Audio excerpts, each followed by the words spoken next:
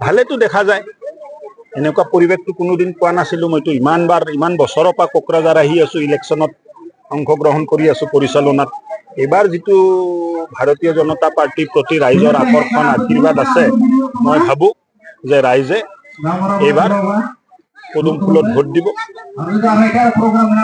ফামে বিবাৰত vote দিব, উপল বহাত vote দিব আৰু ভাৰতীয় জনতা পাৰ্টিক জয় কৰিব। এটা বহুত দুখ লাগে যে এই মানুহখিনি বঞ্চিত হৈ থাকে। কোকৰাঝাৰত এই অভিযোগটো বহুত বেছি আছে।